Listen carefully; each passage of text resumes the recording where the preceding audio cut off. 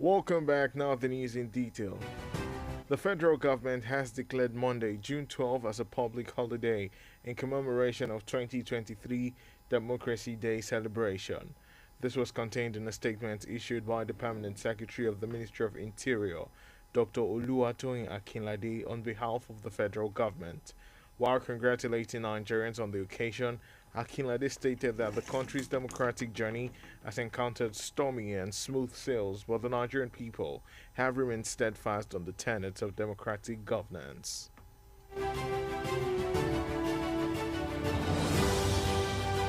The Independent Petroleum Marketers Association of Nigeria, IPMAN, has said that the price of petrol is set to dwindle as private investors come into the oil sector. This was disclosed at a press conference organized by the national president of the association, Chinedu Okoronko. Okoronko restated the association's support of fuel subsidy removal by President Bola Tinubu while expressing optimism that the action will unbundle the downstream sector because it has opened the door for more private investors to come in. The Lagos State Governor Babajide Sanwo-Olu has announced his first appointment since inauguration for a second term in office. The governor reappointed his former chief of staff, Mr. Tayo Ayinde, and deputy chief of staff, Boyega Sonyonwo, to their former roles. Sanwo-Olu also appointed Bimbo Salu Hudain as the secretary to the state government.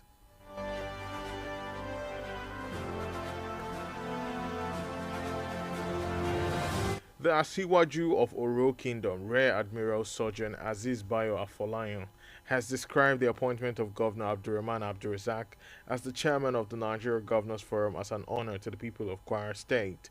He made this assertion in a congratulatory message to the governor. The Asiwaju observed that given the track record of Governor Abdurrahman, he was confident that he would make good use of the opportunity to make Nigeria a greater, more prosperous and more united nation. The news across the world is reaching you from Diamond 88.7 FM Ilorin. We go on a break now. After that, we'll bring you foreign and sports news. Do stay with us.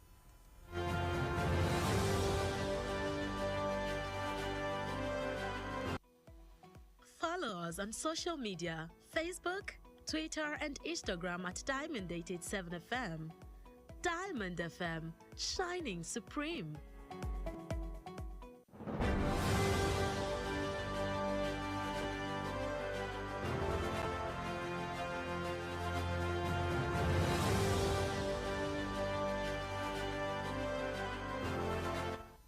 Welcome back from the break. You're still listening to the news reaching you from Diamond 88.7 FM in Loring. And now we'll move on to the foreign scene where the World Health Organization (WHO) has declared an end to a nearly 4-month epidemic of Marburg virus in Equatorial Guinea, saying the disease, a cousin of Ebola, has caused 35 confirmed or suspected deaths.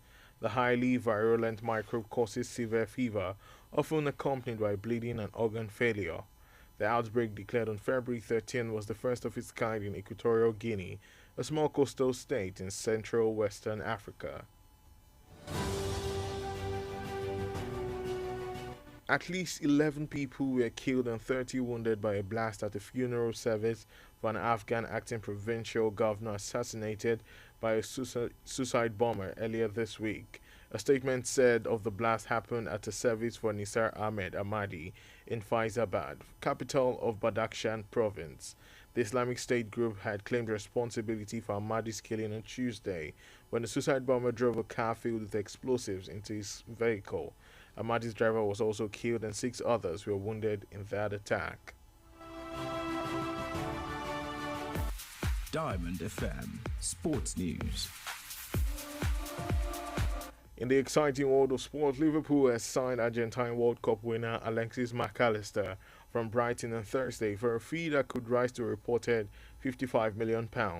The 24-year-old is the first piece in the midfield rebuild for Liverpool, who finished a disappointing 5th in the Premier League.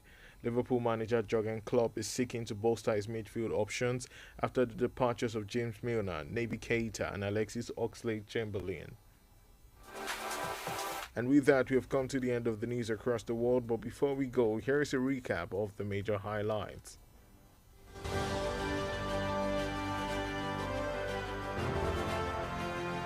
Federal government declares June 12 as public holiday.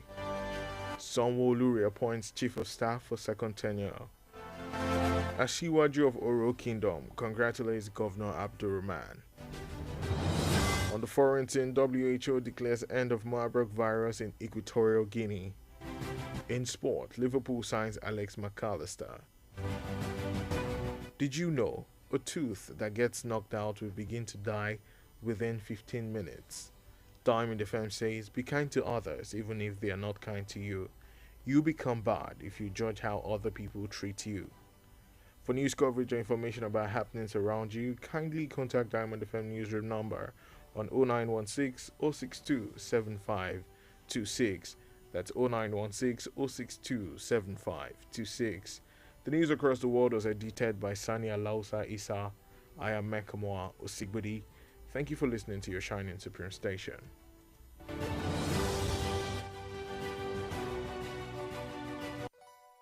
For up-to-date news reported across the globe, be rest assured you're on the right radio dial. Diamond 88.7 FM Ilorin, your shining supreme station.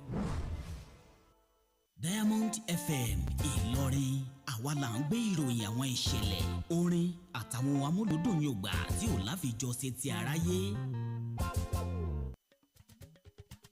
Láti inú yàrá ìròyìn Diamond 88.7 FM Ìlọrin, ìròyìn àgbáyé.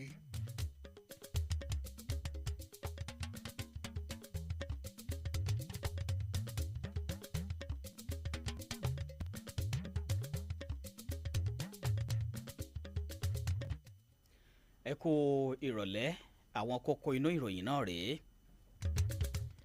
Ìjọba àpapọ̀ kéde ọjọ́ 12 oṣù kẹfà gẹ́gẹ́ bí ọjọ́ ìsinmi lẹ́nu iṣẹ́ fún àwọn òṣìṣẹ́ ìjọba.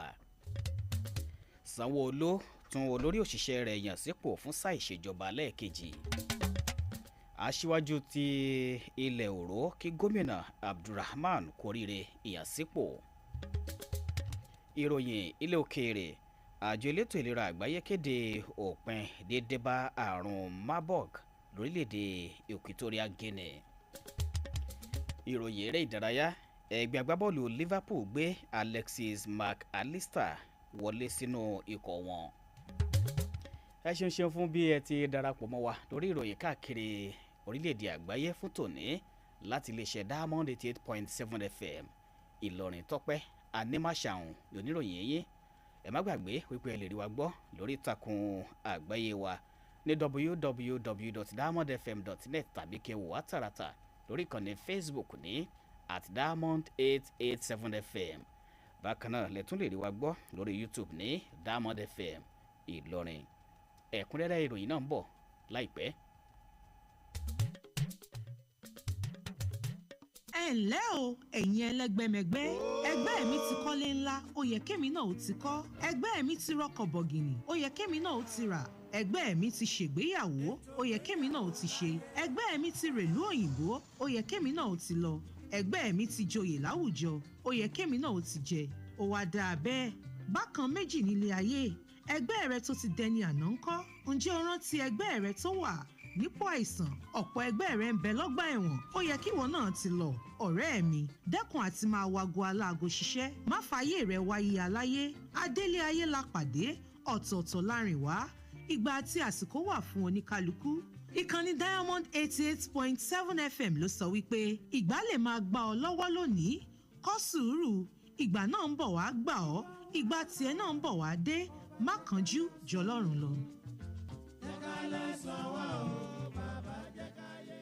Ọ̀rọ̀ ìmọ̀ràn yín wá láti iléeṣẹ́ Diamond 88.7 FM. Ìròyìn ẹ̀kúnrẹ́rẹ́ láti iléeṣẹ́ Diamond FM.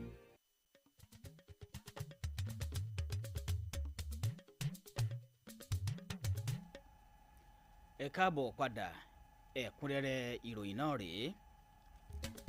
Ìjọba àpapọ̀ ti kéde ọjọ́ ajé ọjọ́ 12 oṣù kẹfà gẹ́gẹ́ bí ọjọ́ ìsinmi lẹ́nu iṣẹ́ fún àwọn òṣìṣẹ́ láti ṣàjọyọ̀ àyájọ́ ọjọ́ ìjọba tiwantiwa tọdún 2023.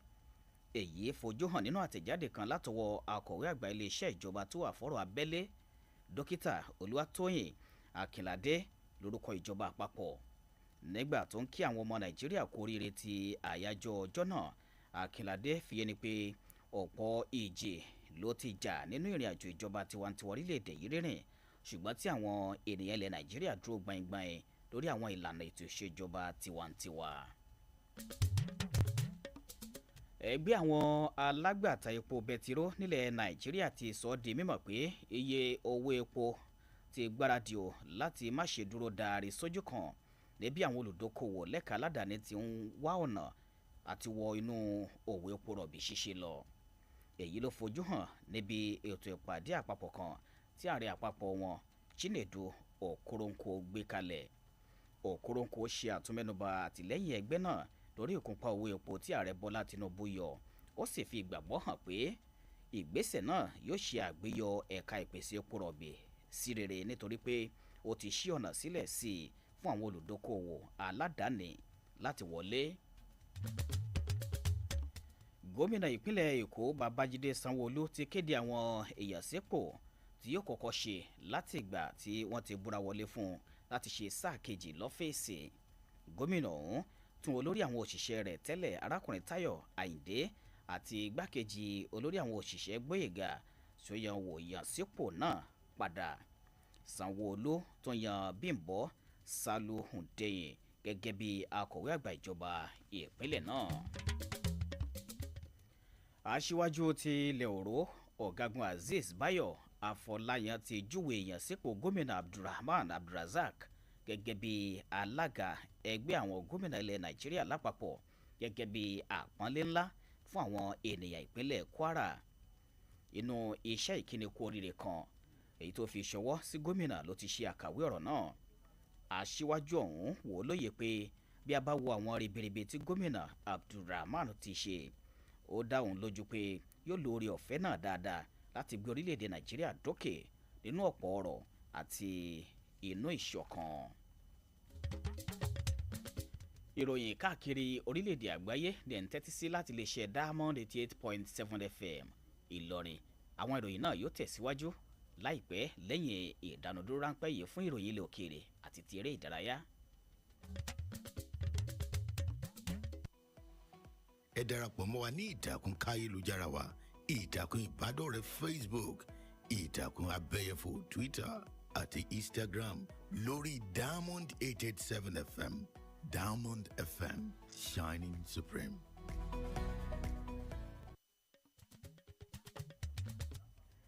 Ẹ káàbọ̀ padà bí ẹ bá ṣẹ̀ṣẹ̀ ń darapọ̀ mọ́ wa. Ìròyìn káàkiri orílẹ̀-èdè àgbáyé ló ń lọ lọ́wọ́ láti Diamond 88.7 FM Ìlọrin. Àwọn ìròyìn náà ń tẹ̀síwájú báyìí. Ìròyìn ilẹ̀ òkèèrè. Àjọ elétò ìlera àgbáyé ti kéde òpin dídébá àjàkálẹ̀ kòkòrò àrùn Marburg, èyí tó ti fẹ́rẹ̀ wọ oṣù kẹrin báyìí lórílẹ̀-èdè Equatorial Guinea. Wọ́n sì fi yé ni pé àrùn ọ̀hún tó jẹ́ ọmọ ìyá àrùn Ebola ti fa ikú ènìyàn tó 25 níye. Àrùn ọ̀hún bí wọ́n ti wé a máa fa ibà tí ẹ̀jẹ̀ àti dídẹnukọlẹ̀ yàrá sì máa ń bá a rìn. Ìbújáde àrùn ọ̀hún tí wọ́n kéde lọ́jọ́ 13 oṣù kejì ní àkọ́kọ́ irú rẹ̀ tí yóò farahàn lórílẹ̀‐èdè Equatorial Guinea ọ̀hún tó jẹ́ agbègbè kékeré kan lápá ìwọ̀ oòrùn àárín gbùngbùn ilẹ̀ adúláwọ̀. Nílẹ̀ òkèèrè síbẹ̀ ó kéré tán ènìyàn 11 ló ti pàdánù ẹ̀mí wọn tí 30 sì farapa látara ìṣẹ̀lẹ̀ búgbàmù kan tó ṣẹlẹ̀ níbi ètò ayẹyẹ ìsìnkú kan tó wáyé fún adelé gómìnà ẹkùn ilẹ̀ Afghanistan kan tí ẹni àìkọ́kú kan tó so ohun abúgbàmù mọ́ra ṣekú pa lọ́wọ́ ìbẹ̀rẹ̀ ọ̀sẹ̀ yìí.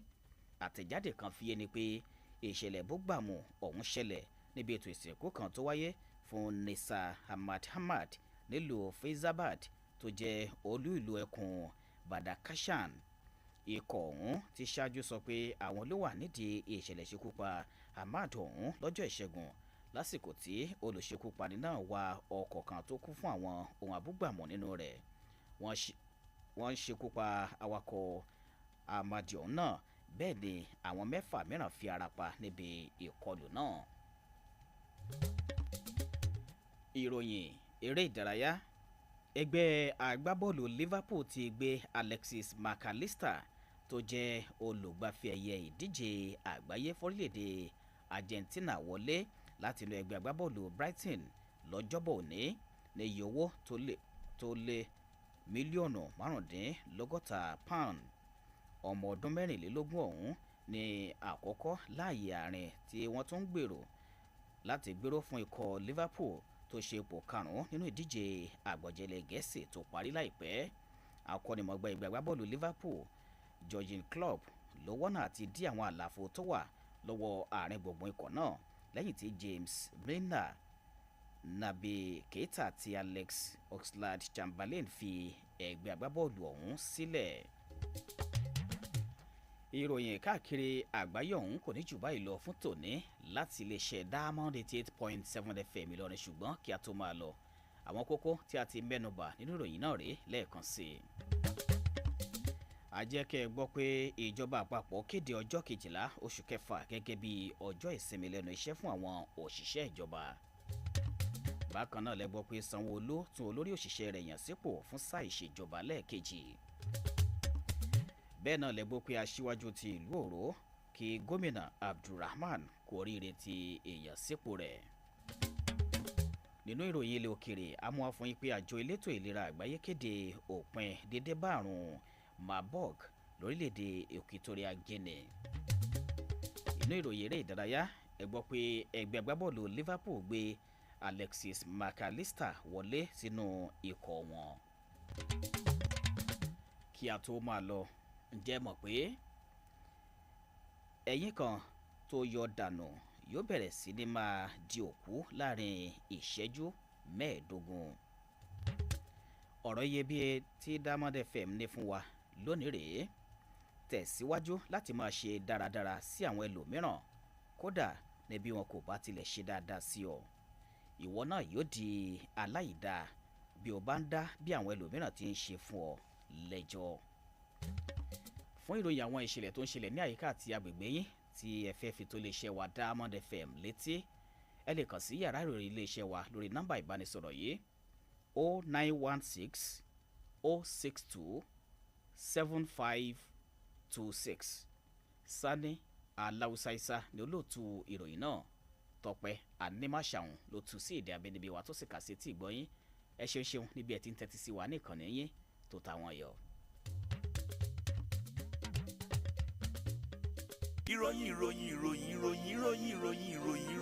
ìròyìn ẹ̀kúnrẹ́rẹ́ láti ilé iṣẹ́ Diamond FM.